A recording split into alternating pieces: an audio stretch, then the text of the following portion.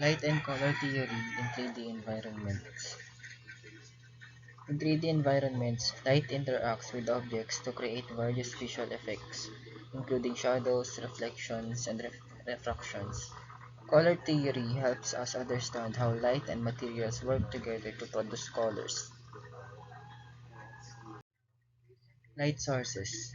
In 3D environments, light sources can be physical representations of real-world lights or abstract concepts used to illuminate a scene. Different types of light sources create different effects.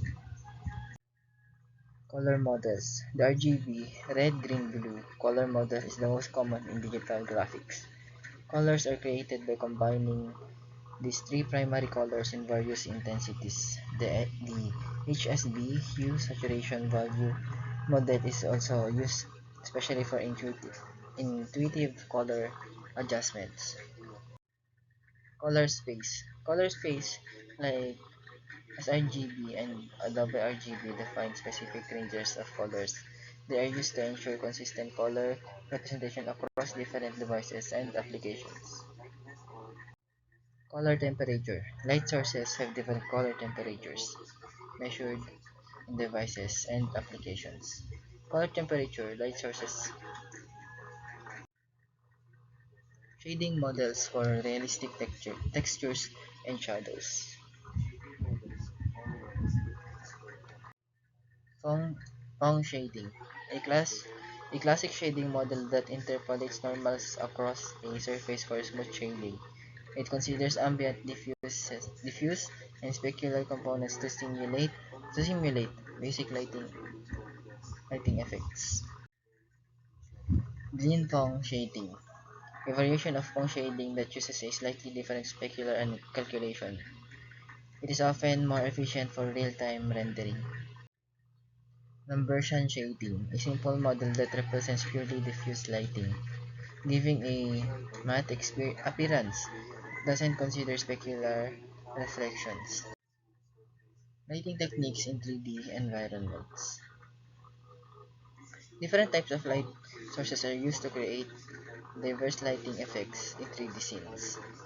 Here are some lighting techniques. Point lights. Point lights emit light in all directions from a single point.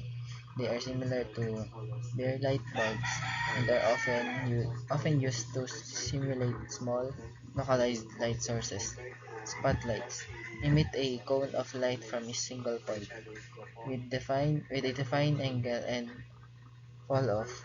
They are useful for creating dramatic effects or focusing light on specific areas. Directional lights emit light in a specific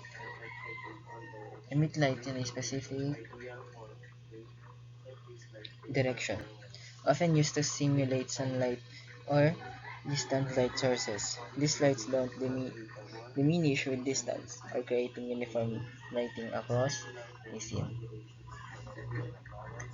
Ambient lights provide uniform light across the entire scene, simulating indirect or background lighting. They help reduce harsh contrast in shadow areas. Area lights emit light from a defined area or shape, like a rectangle or circle. They are used to create soft shadows and simulate large light sources like windows or fluorescent panels. Environment lighting use textures or environment maps to simulate global illumination. It can create realistic reflections and refractions by providing a panoramic view of the environment.